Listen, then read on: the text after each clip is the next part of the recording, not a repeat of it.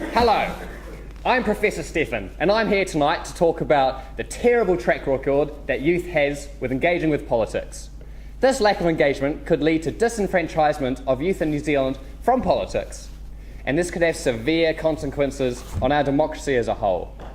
Did you know that in the Stop, drop, and roll. Stop, drop, and roll. Stop, drop, and roll. Stop, drop, and roll. Stop, drop, and roll.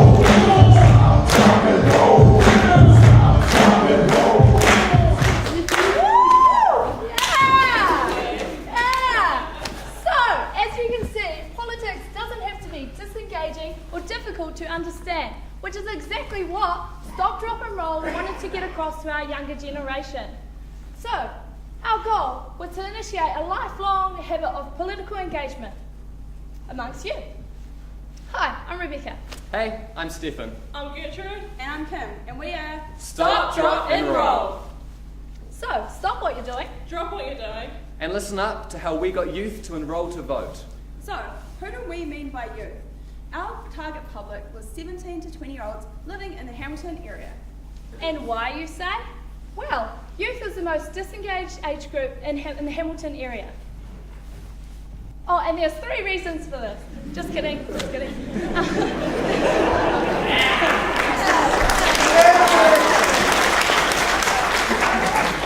And the first reason is because youth don't really know about politics. Secondly, they don't know how to vote. And thirdly, they think that their vote doesn't matter. There's also a common belief that politics are relevant to youth. We heard all this and thought, No. Why should one of the most important aspects of our country be seen as irrelevant?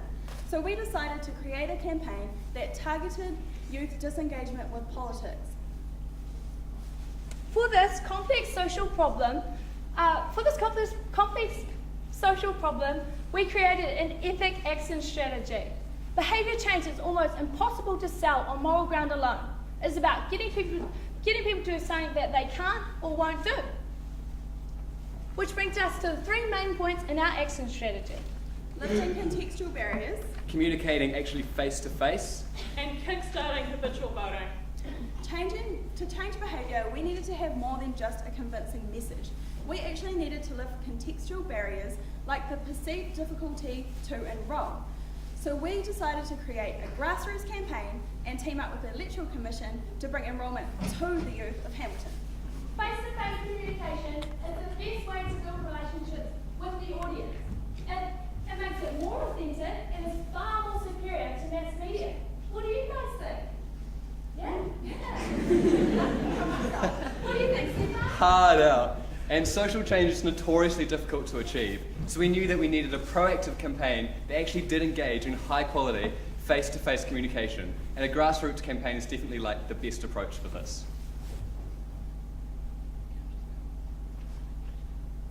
So, we decided to tackle youth engagement by trying to create a habit of voting, because research shows that if someone votes once, they are highly likely to vote again. So what we wanted to do was create not just an effect that would last this year, but one that would last every election from here on. Well, as I said earlier, politics doesn't have to be disengaging or difficult to understand, which is why we set out to visit Hamilton Boys High School and the University Halls of Residence.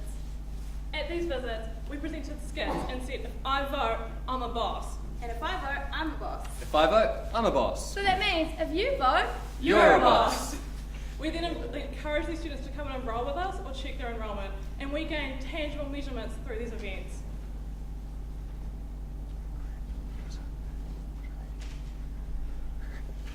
And if you think it was boring, just like this definitely isn't, because you're really entertained right now. You're loving just laughing at us and our awkwardness, but that's okay. Our enrolment stations were not boring. We had signs, balloons, videos, photos, lolly scrambles, and prize packs for the first 30 people that came to enrol with us. We also had a representative from the Electoral Commission come to help facilitate enrolment. His name is Ralph, and he's sitting right there, so give it up for Ralph. Ralph helped us to break down the perceived difficulty to enrol. Also, this helped create discussion. For example, as you can see, these students behind me weren't sure if they could to enrol or not. But they were excited to come and discuss with us and with Ralph, obviously, and they found out that they could enroll for the first time with Stop, Drop, Enrol. We wanted to continue this discussion, so we used Facebook to create even more discussion amongst Facebook friends. On top of all this, Stop, Drop, Enrol hosted a massive photo competition on Facebook. This is how it worked. So, step 1, people came up to enrol with us or discuss the upcoming election. Step 2, we snapped photos of people holding a sign that said, "I'm enrolled, are you?" or had a picture of the Stop, Drop, Enrol logo. And step 3, people then liked the Stop, Drop and Roll Facebook page and shared their photo in order to gain likes. The photos with the most likes won prize packs. This was thanks to our amazing sponsors who donated over $2,500 worth of prizes, including this incredible fudge from Mavis & Co. Thanks, Mavis & Co.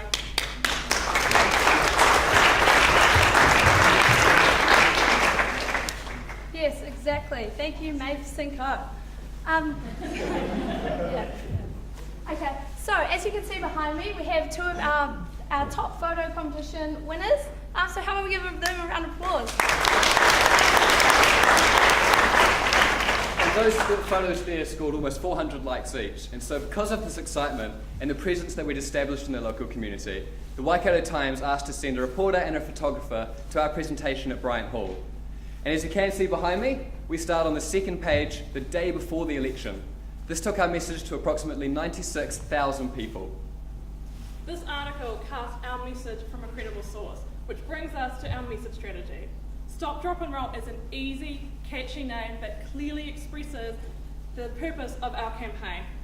So, a message is more memorable when there's 3 points. So the idea of stopping what you're doing and dropping what you're doing and enrolling is simple but effective. To make our message super effective, we decided to add elements of rationality, credibility, and emotional appeal. The emotional appeal of our message was that if you enrol and engage in politics, it's a chance for youth to feel a sense of belonging to the wider society. And from a logical perspective, we emphasised the ease of the political process, which we backed up by having Ralph at all of our stations. Good old Ralph. Give it up for him again, come on. We also emphasised the fact that for democracy to work, engagement is actually necessary. This is all wonderful, but a message needs to be credible, and this is where our own demographic as an agency came into play, because we were older, but not too much older than our public. This means that they could relate to us, and we could share from personal experience the importance of becoming engaged with politics. Face-to-face communication adds credibility that is difficult to get across through screen or image. And that was also thanks to our lovely sponsors, which you can see behind us, this adds a sense of community to our message. So, now you've heard all about the Stop, Drop and Roll campaign, but the big question remains. Did the campaign achieve everything that we set out to accomplish? And the answer is an absolute yes. Stop, Drop and Roll was a huge success. We achieved our goal of initiating a lifelong habit of political engagement amongst youth in Hamilton. But you don't just have to take my word for it. Check out how we actually measured our success. So, the first objective of Stop, Drop and Roll is to promote the benefits and importance of enrolling to 400 17 to 20-year-old Hamiltonians by 19th of September 2014. And we did this through face-to-face communication and social media. Through face-to-face communication at our events, we engaged with over 450 people throughout our campaign. Our second objective was to have 3,000 people engaging with the Stop, Drop and Roll Facebook page by the 19th of September. In fact, over 3,300 people actively engaged with our page during the course of the campaign.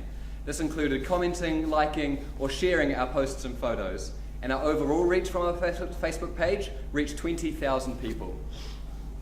Wow, just wait a second, Stefan. I have just heard that Sheifu, yeah, everyone knows who Sheifu is? He tweeted about Stop, Drop and Roll, as you can see behind me. Check it out. Yeah! PR at its finest, don't you think? Just kidding. So our third and final objective was to get 75 people enrolled at our events. We managed to get a grand total of 81 people enrolled at the Stop, Drop and Roll enrolment events. Now that we've kick-started engagement with politics for these people, they'll be in contact with the Electoral Commission for the rest of their lives. Stop, Drop and Roll's total reach from Facebook, events, Waikato Times coverage and celebrity endorsement was over 129,000 people. Say what? That's enough people to fill this lecture theatre 322 times. For a grassroots campaign, we sure got a lot of people thinking about and engaging with politics. The success of our campaign has the potential to go beyond just this election. And this was evident from the feedback that we got from the schools, the halls of residence, and also even the teachers. Stop, Drop and Roll's name and branding is simple, effective and adaptable enough to be used again and again to reach more people. The impact on those who were affected by the campaign also shows longevity. Every single person who enrolled because of Stop, Drop and Roll has now entered into a relationship with politics, fulfilling our overall goal to initiate a lifelong habit of engagement with politics amongst the youth of Hamilton. So, thanks for stopping what you're doing, Dropping what you're doing. And letting us tell you How we Got people to enroll.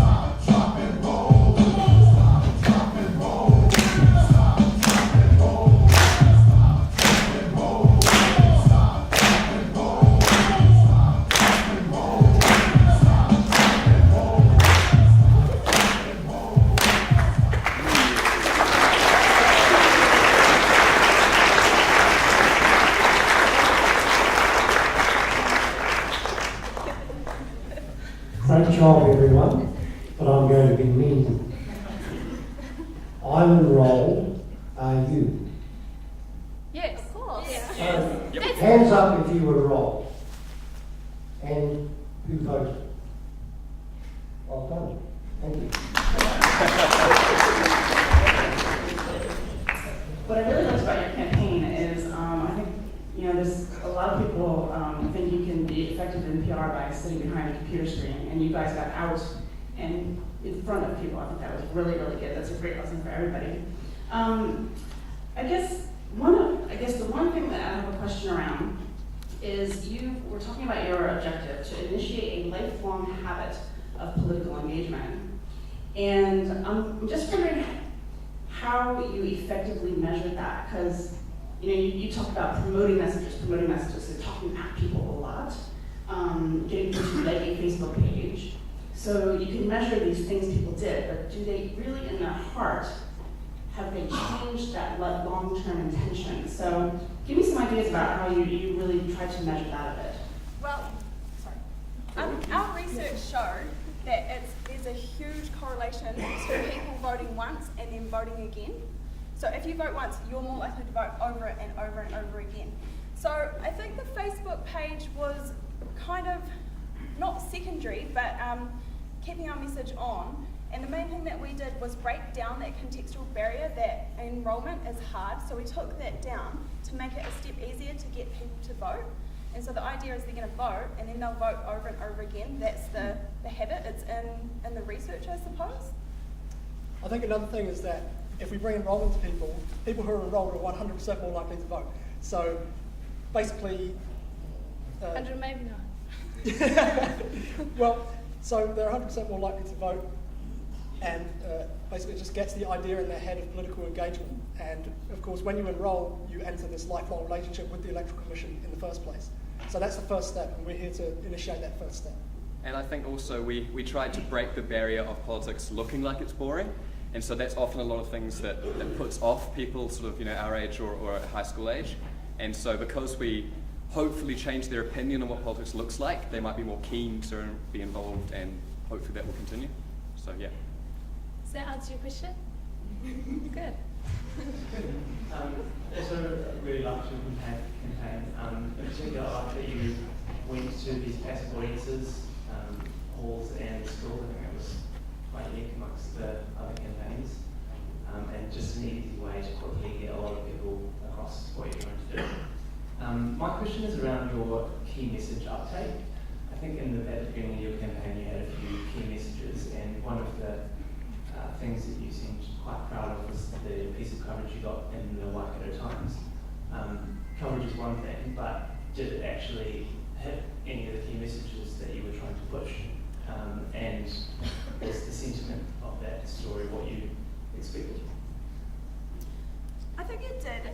We basically use the media coverage to make people, to kind of remind people. I think the Waikato Times has a readership of 46% of tertiary students, as we just the other day. So the people that saw us at their events and enrolled, it's just another reminder for them, hey, voting's tomorrow. You're enrolled, this is something that you should be doing. And also Kim actually was the one who talked to the reporter, and she asked him specifically to not talk about us, but to talk about our campaign's purpose. And so that's what the article itself actually talked about, was what we were actually trying to do, rather than the fact that we were a uni group doing stuff.